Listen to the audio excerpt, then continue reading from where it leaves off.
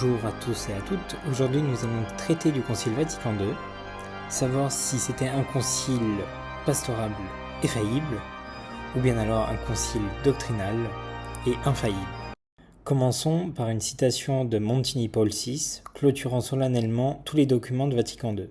Je cite « Tout l'ensemble et chacun des points qui ont été édictés dans cette constitution dogmatique ont plu au Père, et nous, en vertu du pouvoir apostolique que nous tenons du Christ, en union avec les vénérables pères, nous les approuvons, arrêtons et décrétons dans le Saint-Esprit, et nous ordonnons que ce qui a été ainsi établi en ce concile soit promulgué pour la gloire de Dieu. » Rome à Saint-Pierre, le 21 novembre 1964, moi, Paul, évêque de l'Église catholique. Pour cette vidéo, nous aborderons plusieurs sections. Tout d'abord la première concernant une introduction et une définition de l'infaillibilité pontificale. La deuxième, son application par rapport à Vatican II. Et la troisième, une réfutation des objections qui nous sont tenues. Et nous terminerons par une conclusion générale. Certains catholiques affirment que les hérésies de Vatican II n'ont pas d'importance parce que le Concile Vatican II n'était pas infaillible. Il était seulement pastoral et non doctrinal. Il conviendra de démontrer que tout cela est faux, et nous allons le faire en lien avec l'infaillibilité pontificale. Il y a 3 conditions qui doivent être remplies pour que le pape enseigne de manière infaillible. Tout d'abord, le pape doit remplir sa charge de pasteur et docteur de tous les chrétiens. Deuxièmement, il doit enseigner en accord avec sa suprême autorité apostolique. Et troisièmement, il doit définir qu'une doctrine en matière de foi ou de morale doit être tenue par toute l'Église, c'est-à-dire l'Église universelle. Si un pape satisfait à ces critères, alors grâce à l'aide divine qui lui a été assurée en tant que successeur de Pierre, il agit sans erreur conformément à l'enseignement établi par le Concile Vatican I. Dans le Concile Vatican I, donc 18 juillet 1870, 4e session, dans la Constitution dogmatique Pastor Aeternus sur l'infaillibilité pontificale, on va à la fin du document, dernier paragraphe, et on y lit « Le pontife romain parle ex cathedra, c'est-à-dire lorsque, remplissant sa charge de pasteur et de docteur de tous les chrétiens, il définit en vertu de sa suprême autorité apostolique qu'une doctrine en matière de foi ou de morale doit être tenue par toute l'Église. Il jouit en vertu de l'assistance divine qui lui a été promise en la personne de Saint Pierre, de cette infaillibilité dont le divin Rédempteur a voulu que soit pourvue son Église, lorsqu'elle définit la doctrine sur la foi ou la morale. Par conséquent, ces définitions du pontife romain sont irréformables par elles-mêmes, et non en vertu du consentement de l'Église. Si quelqu'un, ce qu'à Dieu ne plaise, avait la présomption de contredire notre définition, qu'il soit anathème.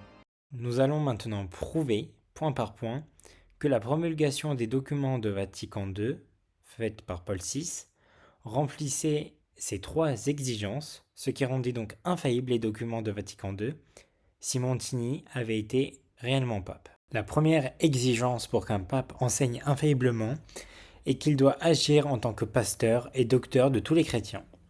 S'il était vraiment pape, alors Paul VI aurait satisfait à cette exigence.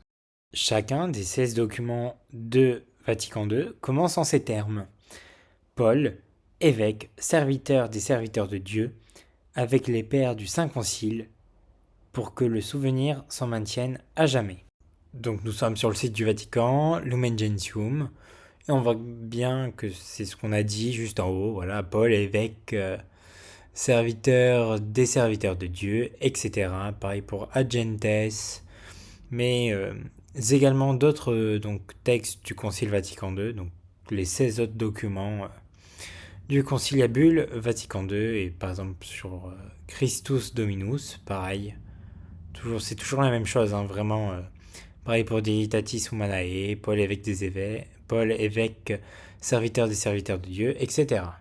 De même, le pape Eugène IV débuta la 9e session du Concile dogmatique de Florence en ces termes : Eugène, évêque, serviteur des serviteurs de Dieu, pour mémoire perpétuelle de ce fait. On a également le pape Jules II qui débuta la troisième session du 5e concile dogmatique du Latran, en ces termes, je cite, « Jules, évêque, serviteur des serviteurs de Dieu pour mémoire perpétuelle avec l'approbation du Saint Concile. » Et pareil pour le pape Pie IX qui débuta la première session du concile dogmatique Vatican I en ces termes, « Pie, évêque, serviteur des serviteurs de Dieu, avec l'approbation du Saint Concile, pour que le souvenir s'en conserve à jamais. » On peut retrouver tout cela sur Internet. Je peux vous faire parvenir aussi les références concernant Jules II, que je n'ai pas mis ici dans la vidéo pour des soucis de temps et de pertinence. Voilà, donc on retrouve bien tout ce qui est pour le pape Eugène IV, mais également pour le pape Pie IX, avec le concile dogmatique Vatican I.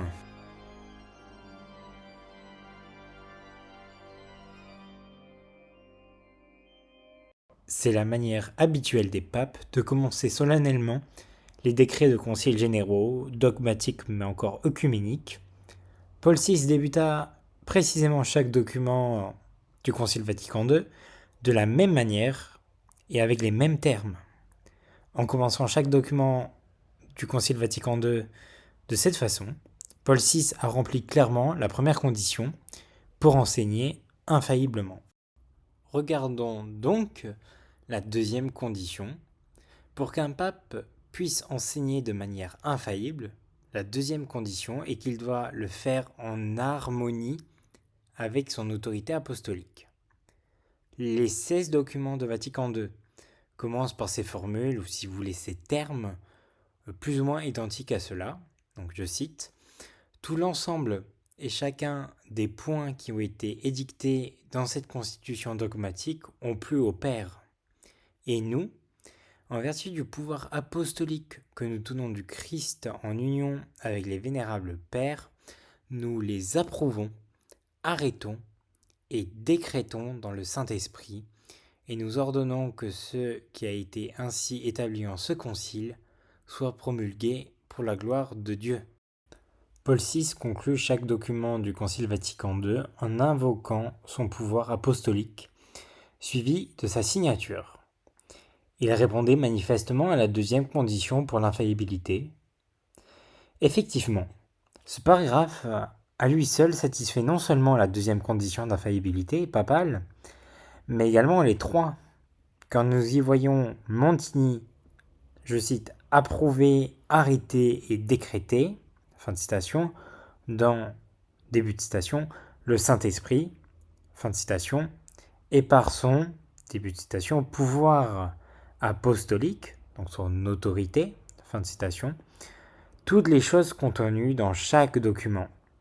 Il s'agit d'un langage infaillible. Il est donc indéniable que chaque document du Concile Vatican II est un acte officiel de Montini. Chaque document comporte sa signature. Chacun débute par le fait que Paul VI s'exprime en qualité de pasteur et enseignant de tous les chrétiens, et chacun se conclut par le fait que Paul VI approuve, arrête et décrète l'ensemble des contenus des documents sous son pouvoir apostolique. Ainsi, j'ai une question à poser aux clercs et aux laïcs de la fraternité Saint-Pie-X.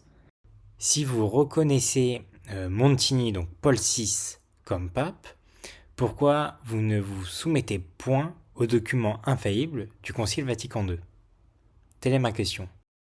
Ainsi, nous pouvons aborder maintenant la troisième condition, qui consiste justement à ce que le pape doit définir qu'une doctrine en matière de foi ou de mœurs, donc de morale, doit être tenue par toute l'Église, c'est-à-dire l'Église universelle.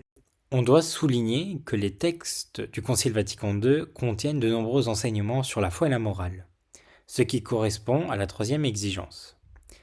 Si Paul VI, Montini, avait été pape ou était pape, il faudrait que l'ensemble de l'Église croie ces derniers, car ils ont été approuvés, arrêtés et décrétés solennellement par Paul VI, en vertu de son pouvoir apostolique, ordonnant leur publication. De ce fait, la troisième exigence pour l'infaillibilité a aussi été remplie par Montini dans sa promulgation de Vatican II. Mais il y a plus encore.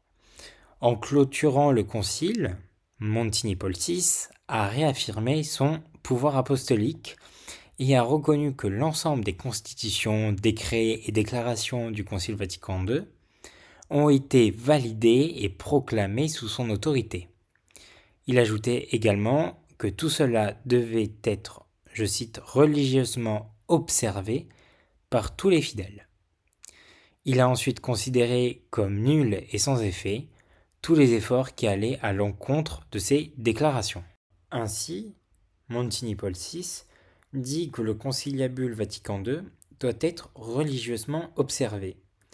Et on va retrouver cela dans son bref papal intitulé In Spiritu Sancto, donc justement déclarant la clôture du concile le 8 décembre 1965. Je cite: Enfin, tout ce qui concerne le Saint Concile œcuménique, avec l'aide de Dieu, a été accompli et toutes les constitutions, décrets, déclarations et votes ont été approuvés par la délibération du synode et promulgués par nous. Par conséquent, nous avons décidé de clôturer pour toute fin utile, avec notre autorité apostolique, ce même concile œcuménique, appelé par notre prédécesseur, le pape Jean XXIII, qui s'est ouvert le 11 octobre 1962 et qui s'est poursuivi par nous après sa mort. Aussi, nous décidons que tout ce qui a été établi synodalement en ce concile soit observé religieusement par tous les fidèles du Christ pour la gloire de Dieu et l'honneur de la Sainte Église. Nous avons approuvé et établi ces choses en décrétant que ces présentes lettres sont et demeurent fermes, valides et doivent avoir une efficacité juridique afin qu'elles soient disséminées et obtiennent un effet entier et intègre, et qu'ainsi elles puissent être entièrement convalidées par ceux qu'elles concernent ou pourront concerner. Il faudra en juger et en conclure ainsi que dès maintenant et sans valeur, et nul ce qui pourrait être attenté contre elles sciemment ou non par quelque individu ou quelque autorité que ce soit. Donné à Rome à Saint-Pierre, sous le sceau, l'anneau du pécheur, le 8 décembre de l'année 1965, la 3e année de notre pontificat. Alors voici la lettre apostolique In Spiritu Sancto de Paul VI. Bon, elle est en italien, mais vous avez juste à faire la traduction en français.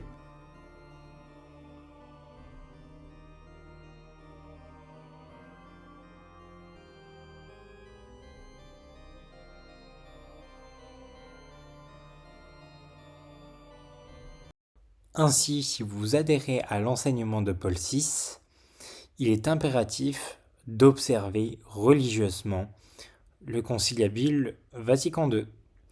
Si Paul VI avait été pape, les promesses de Jésus-Christ faites à son Église auraient failli. Ainsi, si Paul VI avait occupé le Saint-Siège, tous les enseignements de Vatican II relatifs à la foi et à la morale auraient été promulgués, déclarés infailliblement, donc ex cathedra. Mais c'est impossible, et quiconque dirait que cela est possible ne croit pas à l'enseignement catholique sur l'indéfectibilité de l'Église.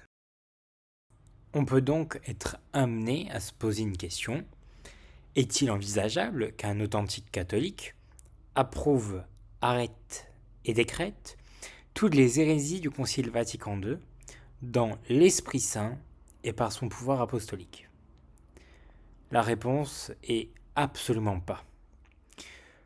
Donc ceux qui reconnaissent les hérésies du Concile Vatican II et les faits que nous présentons ici, justement, que je présente ici, mais qui continuent malgré tout de maintenir qu'il est possible donc que l'antipape Montini Paul VI ait été un vrai pape, sont malheureusement dans l'hérésie, car ils nient justement l'infaillibilité papale, donc l'infaillibilité pontificale, et s'accrochent à une position signifiant que les portes de l'enfer ont prévalu contre l'Église catholique.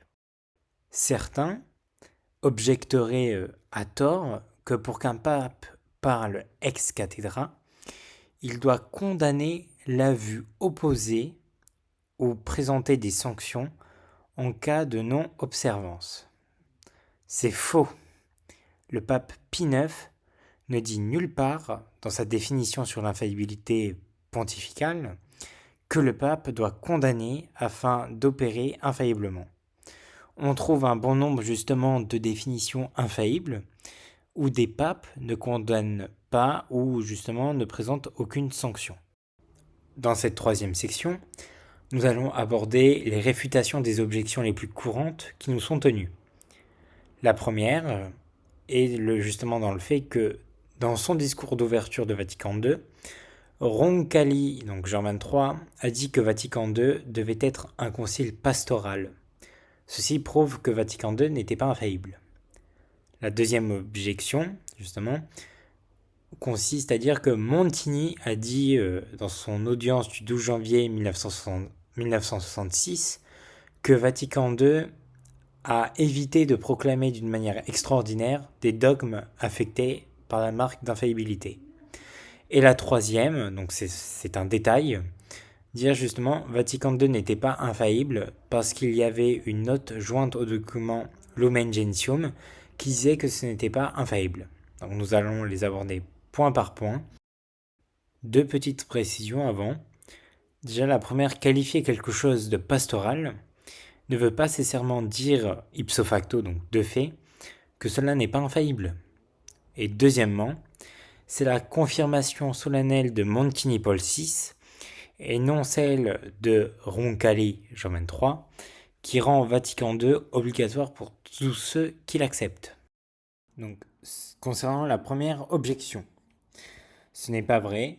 Jean XXIII n'a pas dit dans son discours d'ouverture du concile, justement, que Vatican II devait être un concile pastoral. Voilà ce qu'il a vraiment dit. Donc, dans son discours d'ouverture le 11 octobre 1962, il nous dit la chose suivante. En effet, autre est le dépôt de la foi, c'est-à-dire les vérités contenues dans notre vénérable doctrine, autre est le mode par lequel celles-ci sont annoncées, toujours dans le même sens et la même acception.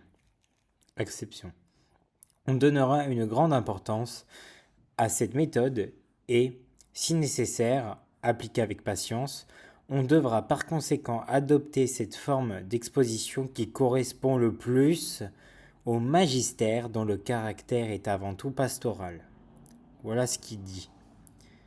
Il est évident que Jean XXIII n'a pas affirmé que Vatican II serait un concile pastoral, il a affirmé que cela représentait le magistère de l'Église, qui est principalement de nature pastorale. Ainsi, malgré le mythe largement répandu, la réalité est que Jean XXIII n'a jamais désigné Vatican II comme un concile pastoral dans son discours d'ouverture. Donc voici le discours en question. Le document est en italien, mais il est facile de faire la traduction et on peut voir nettement le passage que j'ai mentionné.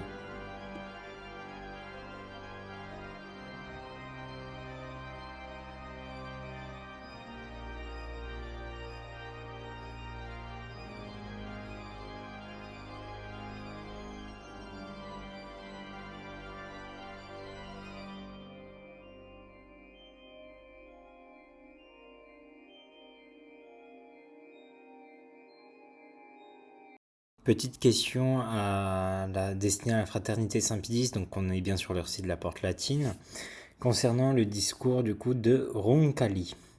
On va à la partie du coup mentionnée précédemment, et on retrouve un défaut de traduction parce qu'on ne voit pas le mot magistère. Est-ce que vous pouvez nous expliquer pourquoi il y a ce défaut de traduction?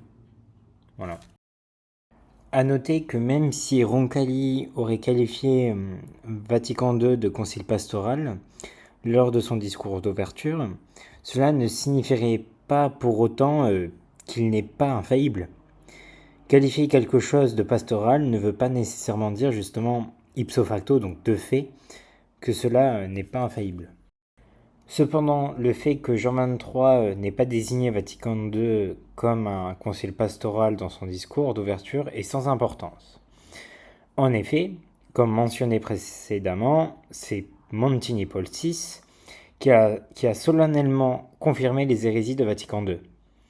Et cette confirmation de Montini, et donc non celle de Roncalli, démontre que Vatican II est obligatoire pour ceux qui l'acceptent.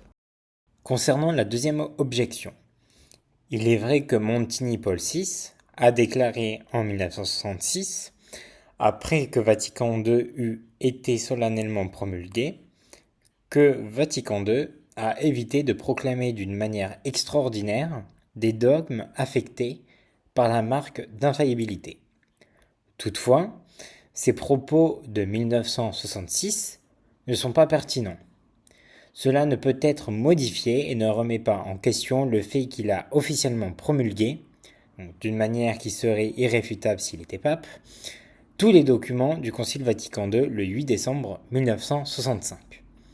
Paul VI avait déjà apposé sa signature et son sceau sur Vatican II avant le 12 janvier 1966. Le 8 décembre 1965 marqua la clôture solennelle du Concile Vatican II.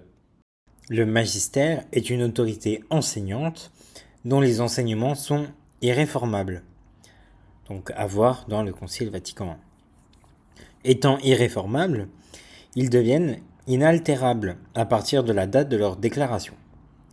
Si Montini Paul VI avait été un authentique pape, Vatican II aurait été inaltérable et infaillible le 8 décembre 1965. Tout ce qui aurait été dit ou accompli après cette date n'aurait pas pu annuler, donc toujours si Montini avait été un véritable pape, ce qui était déjà en place, car à ce moment-là, l'enseignement du magistère serait devenu susceptible d'être modifié. De ce fait, le discours de l'antipape Paul VI, en 1966, donc après la clôture du concile, n'a pas d'importance pour savoir si Vatican II était infaillible ou pas. Justement, de plus, et c'est peut-être le plus important, il faut souligner que dans la même audience du 12 janvier 1966, Paul VI dit « Celui-ci, donc le concile, est un grand acte du magistère ecclésiastique, et quiconque adhère au concile reconnaît et honore par le fait même le magistère de l'Église. » Donc voilà le document, le discours de Montini. On le retrouve donc en italien et vous pouvez facilement faire la traduction.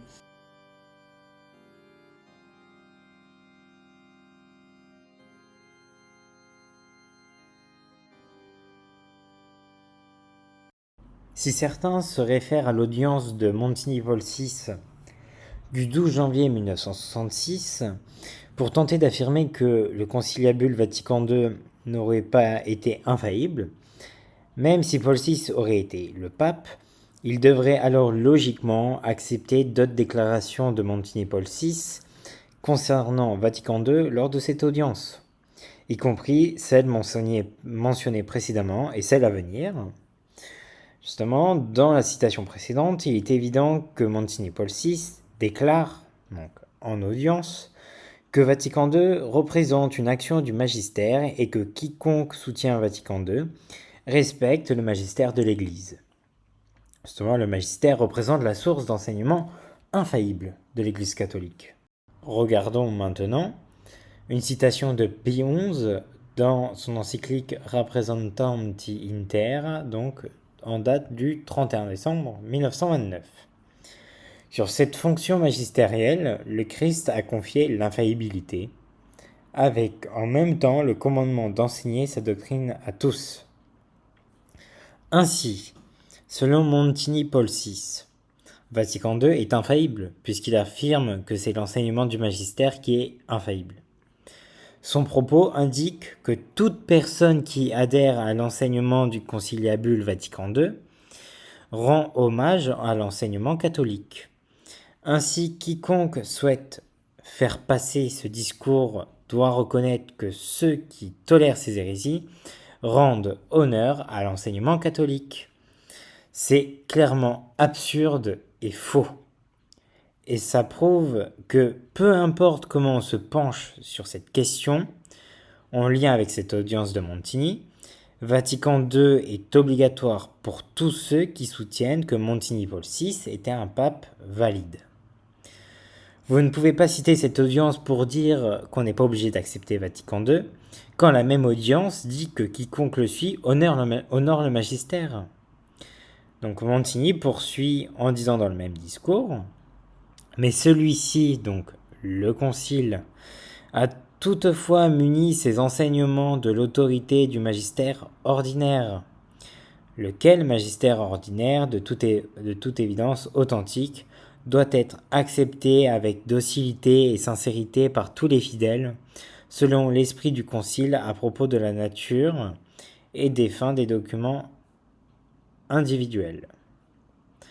Cette partie du discours n'est presque jamais citée par les défenseurs de Montini Paul VI, probablement parce qu'ils savent que l'enseignement du magistère ordinaire suprême est infaillible, donc défidé Vatican I.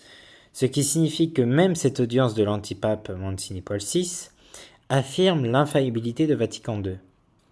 Dans la même audience, il poursuit en disant ceci, « Connaître, étudier, appliquer ces documents est le devoir et la fortune de la période post-conciliaire. » De plus, Montini Paul VI déclara dans son encyclique Ecclesiam Suam, donc adressée à l'Église entière, que Vatican II avait l'obligation de définir la doctrine. Donc, je cite, si bien que, comme il a été déjà dit, le second concile œcuménique du Vatican n'est qu'une continuation et un complément du premier, précisément à cause de l'obligation dans laquelle il se trouve de reprendre l'examen et la définition de la doctrine sur l'Église. Cela veut dire que Vatican II avait la tâche d'enseigner infailliblement. La troisième objection maintenant concerne le fait que apparemment Vatican II n'était pas infaillible parce qu'il y avait une note jointe au document Lumen Gentium qui disait que ce n'était pas infaillible. Justement, dans la réponse justement à cette objection, on va rentrer dans des détails dont certains pourraient justement ne pas trouver pertinent ou cette partie pas intéressante. Donc si vous ne cherchez pas la réponse spécifique à cette obligation, vous pouvez vous en arrêter là, tout simplement. Je tiens à le préciser. Donc une note théologique qui a été jointe au document Lumen Gentium est souvent citée par ceux qui soutiennent Montini Paul VI. Ils estiment que cette précision démontre que Montini n'a pas, donc de manière infaillible ou avec autorité, promulgué le Concile Vatican II. Donc voici la partie essentielle de la note théologique qui fut attachée au document Lumen Gentium. On y lit la chose suivante. Compte tenu de l'usage des conciles et du but pastoral du concile actuel, celui-ci ne définit comme devant être tenu par l'Église que les seuls points concernant la foi et les mœurs, qu'il aura clairement déclaré tels. Citation, toujours. Quant aux autres points proposés par le Concile, en tant qu'ils sont l'enseignement du magistère suprême de l'Église, tous et chacun des fidèles doivent les recevoir et les entendre selon l'esprit du Concile lui-même, qui ressort soit de la manière traitée, soit de la manière dont il s'exprime selon les normes de l'interprétation théologique. Fin de citation. Tout d'abord, cette note ne fait même pas partie du texte du document Lumen Gentium. C'est une annexe au texte. Deuxièmement, cette note est attachée uniquement à Lumen Gentium, pas au reste des documents. Donc, autrement dit, si vous voulez, même en supposant que ce document théologique avait, entre guillemets, empêché la diffusion des hérésies de Montini dans Lumen Gentium, donc ce qui est inexact évidemment, il n'aurait pas pour autant sauvé, entre guillemets, la promulgation du reste des hérésies du conciliabule Vatican II. Troisièmement, si nous examinons attentivement la note précédente, nous constatons qu'elle affirme que l'élément, ou donc la manière dont quelque chose est exprimé dans Vatican II, identifie que Vatican II embrasse le magistère suprême de l'Église en conformité avec les critères de l'interprétation théologique. C'est-à-dire, tel que l'Église a adopté le magistère suprême dans les temps passés, la déclaration de Monsignor Paul VI, au début et à la fin de chaque document de Vatican II, donc déjà cité, indique sans aucun doute que, par la manière dont il s'exprime, citation donc, selon les normes de l'interprétation théologique, toujours citation, donc faisant le parallèle avec d'anciens décrets dogmatiques, celui-ci adopte le magistère suprême, s'il avait été pape évidemment. Ainsi, cette explication théologique, associée au document Lumen Gentium, ne diminue pas et n'annule pas le langage solennel de Montini, présent à la conclusion de chaque document du Conciliabule Vatican II. A l'inverse, son discours en conclusion de chaque document du Concile Vatican II répond aux critères de la note théologique. Quatrièmement, ceux qui cherchent à se servir justement de cette note pour, entre guillemets, donc empêcher tous les documents du Concile Vatican II et compromettre l'infaillibilité papale, semblent ne pas vraiment prêter attention à son contenu réel. La note indique clairement que les citations, autres points proposés par le Concile, donc Vatican II, en tant qu'ils sont l'enseignement du magistère suprême de l'Église, attention, tous et chacun des fidèles doivent les recevoir et les entendre selon l'esprit du Concile lui-même, qui ressort soit de la manière traitée, soit de la manière dont il s'exprime selon les normes de l'interprétation théologique. Ce point est capital. Il y a de nombreux cas justement dans le Concile Vatican II où Vatican II représente ce qu'il croit être l'enseignement du magistère suprême, que tous et chacun des fidèles doivent les recevoir et les entendre selon l'esprit du Concile lui-même, qui ressort soit de la manière traitée, soit de la manière dont il s'exprime. Par exemple, dans sa déclaration hérétique sur la liberté religieuse, Dignitatis Humanae, Vatican II dit la chose suivante. Donc c'est le point numéro 9. Ce que ce concile du Vatican déclare sur le droit de l'homme et la liberté religieuse a pour fondement la dignité de la personne, dont au cours des temps l'expérience a manifesté toujours plus pleinement les exigences à la raison humaine. Qui plus est, cette doctrine de la liberté a ses racines dans la révélation divine, ce qui, pour les chrétiens, est un titre de plus à lui être saintement fidèle. Donc, dans le Vatican II, il est clairement disposé que son enseignement hérétique concernant la liberté religieuse est basé sur la révélation divine et doit être respectueusement pris en compte par les chrétiens.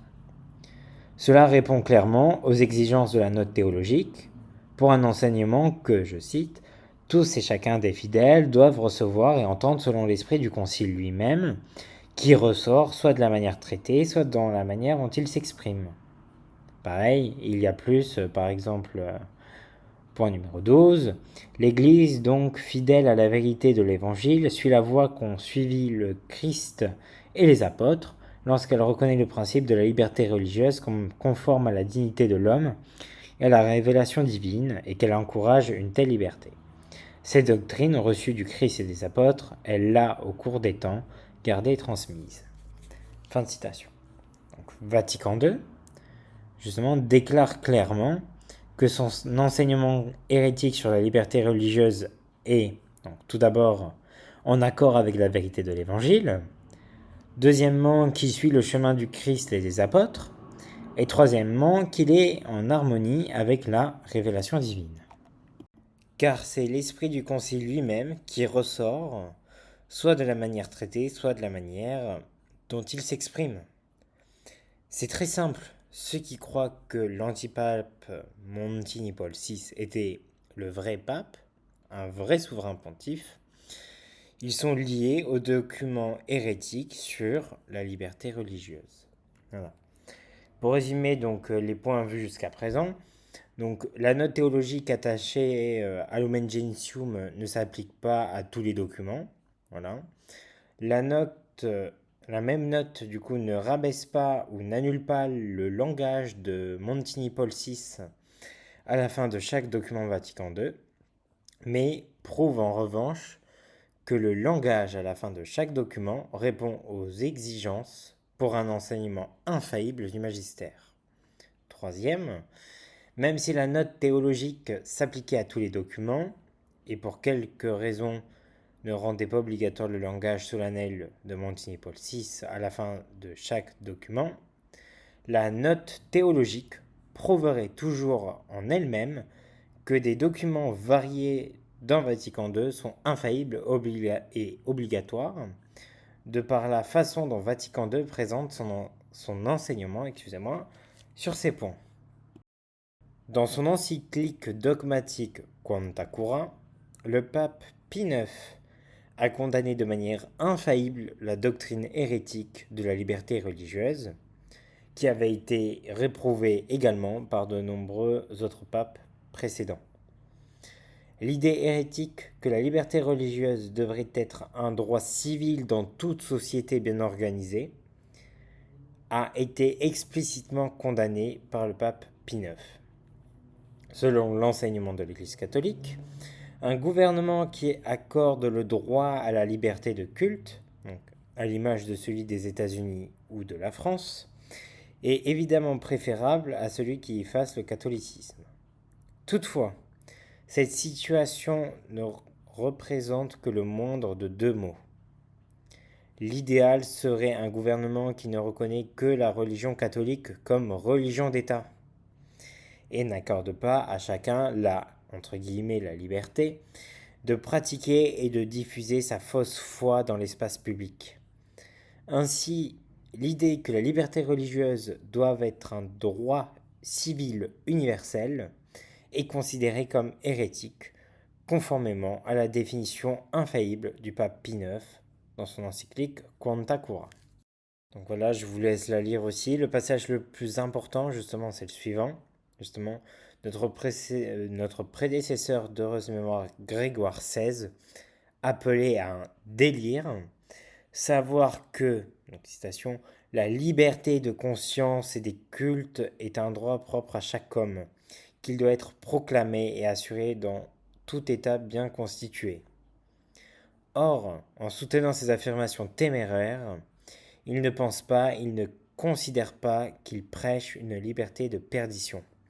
En conséquence, nous réprouvons par notre autorité apostolique, nous prescrivons, nous condamnons, nous voulons et ordonnons que tous les enfants de l'Église catholique tiennent pour réprouvées, proscrites et condamnées toutes et chacune des mauvaises opinions et doctrines signalées en détail dans les présentes lettres. C'est clair comme de l'eau de roche. Grâce à son autorité apostolique, le pape Pie IX a rejeté, interdit, déclaré illégal, comme vous voulez en fait, et condamné la notion hérétique selon laquelle chaque État devrait conférer le droit civil à la liberté religieuse. Alors que le pape Pie IX a censuré, interdit et condamné cette doctrine par son pouvoir apostolique, l'antipape Montini Paul VI a, donc de son côté, donné son approbation, décrété et ordonné cet enseignement réprouvé. En d'autres mots, c'est exactement ce que l'antipape Paul VI enseigne solennellement par son, autorité apostolique, que Pie IX condamne formellement par son autorité apostolique. Voilà, donc on retrouve dans la déclaration de Vatican II sur la liberté religieuse, cite, donc Paul, évêque, serviteur des serviteurs de Dieu avec les pères du Saint Concile, pour que le souvenir s'en maintienne à jamais. Ce concile du Vatican déclare que la personne humaine a le droit à la liberté religieuse. Plus loin, ce droit de la personne humaine à la liberté religieuse dans l'ordre juridique de la société doit être reconnu de telle manière qu'il constitue un droit civil. On va plus loin.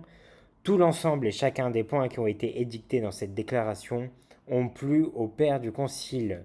Et nous, Et nous, en vertu du pouvoir apostolique que nous tenons du Christ, en union avec les vénérables pères, nous les approuvons, arrêtons et décrétons dans le Saint-Esprit, et nous ordonnons que ce qui a été établi en concile soit promulgué pour la gloire de Dieu. Moi, Paul, évêque de l'Église catholique. C'est très clair. Il n'y a pas d'ambiguïté, il n'y a pas à se poser de questions. Donc voilà un petit tableau de comparaison justement entre l'autorité de Saint-Pierre de la véritable Église catholique, donc avec l'enseignement de Pie IX dans son encyclique Quanta Cura, et l'autorité de Saint-Pierre de l'Église conciliaire, voilà, avec l'antipape Paul VI. Vous pouvez lire tranquillement, il n'y a aucun problème, et faire la comparaison. On peut être amené à se poser une question. Y a-t-il un monde que Montini Paul VI détienne la même autorité apostolique que le pape Pie IX? Est-ce que l'autorité apostolique de Saint-Pierre se contredit-elle? Pas du tout. Le dire serait une hérésie notoire. Donc on le retrouve dans Luc chapitre 22 verset 32, mais aussi dans le Concile Vatican I, session 4 et chapitre 4. Et là, on a deux enseignements qui nous sont parvenus. Le premier nous vient du pape Léon XIII dans Satis Cognitum. On date du 29 juin 1896. Il nous est dit « Jésus-Christ a institué dans l'Église un magistère vivant, authentique et, de plus, perpétuel qu'il a investi de sa propre autorité, revêtu de l'esprit de vérité, confirmé par des miracles. » Plus loin, toutes les fois donc que la parole de ce magistère déclare que telle ou telle vérité fait partie de l'ensemble de la doctrine divinement révélée, chacun doit croire avec certitude que cela est vrai. Car si cela pouvait en quelque manière être faux, il s'ensuivrait, ce qui est évidemment absurde, que Dieu lui-même serait l'auteur de l'erreur des hommes. Donc on va avoir aussi un autre enseignement du pape Pie IX, toujours dans le Concile Vatican I. Qu'est-ce qu'il nous est dit? Ce charisme de vérité et de foi à jamais indéfectible a été accordé par Dieu à Pierre et à ses successeurs en cette chair. Toute occasion de schisme étant supprimée, l'Église soit conservée toute entière dans l'unité, et qu'établie sur son fondement, elle tienne ferme contre les portes de l'enfer. Tenant compte de ces éléments, nous pouvons comprendre comment ceux qui persistent à soutenir que Montini Paul VI était un véritable pape nient d'une part l'infaillibilité du pape, mais ils rejettent également l'infaillibilité de l'Église catholique. Ils soutiennent que l'autorité apostolique donnée par le Christ aux successeurs de Pierre est contradictoire. Et ils prétendent enfin que les portes de l'enfer ont triomphé de l'Église catholique. La réalité est que l'antipape Montini Paul VI n'a jamais été le pape légitimement élu de l'Église catholique. Par conséquent, sa proclamation officielle des hérésies du Concile Vatican II n'a pas porté atteinte à l'infaillibilité papale. En effet, l'Église catholique affirme que l'élection d'un hérétique à la papauté est impossible, car un hérétique n'est pas considéré comme un membre de l'Église catholique. C'est le pape Paul IV qui a établi cela dans sa constitution apostolique, Cum ex apostolatus officio. Voilà, j'en ai terminé pour ce sujet. Voilà, n'hésitez pas à vous abonner à la chaîne, à peut-être activer les notifications, ou même à poser vos questions, à réagir en commentaire, ou me dire tout simplement sur d'autres sujets qui seraient intéressants d'aborder, tout simplement. Voilà. Donc passez une bonne journée et que Dieu vous bénisse.